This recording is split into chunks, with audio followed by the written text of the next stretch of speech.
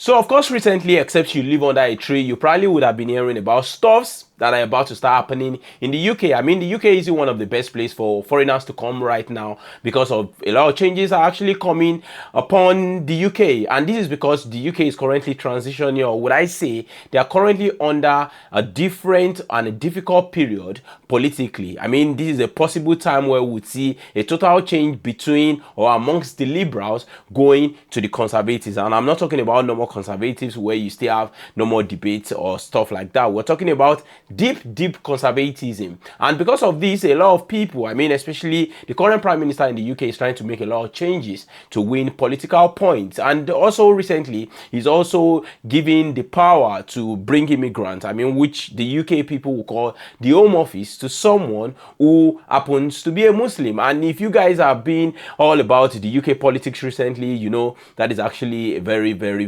bold move, because a lot of British people, I'm not talking about just normal British people, because normal British people are quite hardworking, but there's been a lot of noise recently in the UK talking about immigration, and not just normal immigration, but especially immigration from Muslim populated countries and also maybe Africans. And this is exactly the reason why I said giving that kind of power to someone who is a Muslim by the prime minister is actually a really bold move. But that's not what we're talking about in this video. In this video, we would actually be looking at some of the new changes the current UK prime minister and the current Home Office minister is making as regards immigration in the UK. And I believe this would actually affect a lot of people, hence the reason why I'm making a video about it. According to Yahoo News, there are 4 new immigration changes that are going to be coming upon the UK. And first and foremost, I mean, see the picture of the lady who is the current Home Office minister right now. Her name is, I believe, Shabana Mahmood, and I believe we don't know who she is right now, but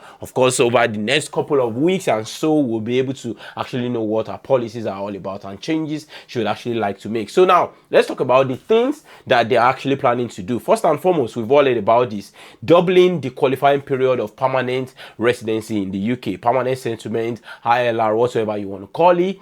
They are trying to make changes to this particular stuff, and it is because there's been a lot of noise about people getting ILR between 5 years. They've not understood the UK lifestyle. They have no relationship with the UK whatsoever, and they are suddenly a UK citizen or a British citizen who can't even speak proper English. And this are one of the things that is of concern to the UK or the British population recently. And now they are thinking, okay, let's double these years to 10 years, which is actually extreme. I mean, think of someone who has been doing care job and now suddenly has to do that job further for another 5 years to even get a little bit alright within the country. I mean, even talk about normal people, talk about the nurses, talk about tech guys, I mean guys who happens to be on sponsorship. Imagine even having to do that for 10 years before even getting any little bit all right within the country. I mean, the second one is all about new conditions for migrants to claim indefinite leave to remain. They are not just increasing the number of years you will have to take,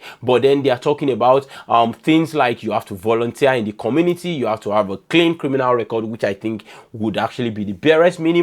You have to learn English to a very high standard. I believe that has actually been around for a long time, and also contribution to the economy. I believe most immigrants are actually contributors to the economy, so I don't see this as new changes, to be honest. Now let's talk about the third part, increasing English language requirements. I mean, this is quite dicey. We don't know what the requirements would be. Would it be someone scoring an 8.5 in an IELTS, which I believe would actually knock most people out? I mean, I actually did this particular exam at a point in time, and although it's not really difficult, but then you need a good control of English to actually pass it. I did the academic part of the exam, which you know how this can be sometimes. I believe increasing the English language requirements, we don't know what it's all about, but what they said is ministers have also been proposing increasing language requirement for workers where a language requirement already applies from B1 level to B2, which is an upper immediate level. Spouses or partners of those with work or student visas who want to work in the UK will need to prove that they have A1 basic, level of English, and we need to show that they have progressed at their language if they want to extend their visas and get indefinite leave to remain. I mean, that's the third one. And the fourth one is about ending overseas recruitment of social care workers. I believe this isn't just good for the British normal citizens, but also very good for people who are foreigners who currently live in the UK and have been finding it very difficult to find jobs. I mean, simply because there are a lot of people overseas also competing for the same kind of job. I believe this would maybe to some extent be a little bit of a good thing in that extent for them, but then we don't really know what the basics might be. Is it just not all about overseas? Maybe they only want people in this sector, in the social care sector, to actually be people who are citizens of the country. I mean, that could also be one of the things they are talking about. But as it is now, no one knows how much of the changes they want to make. We don't know the extent or what have you. But all I know is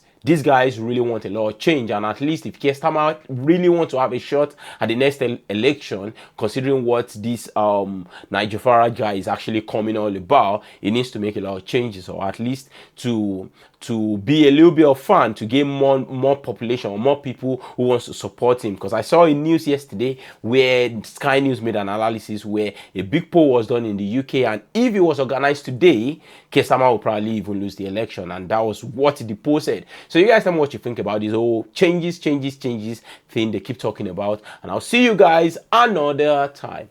Peace.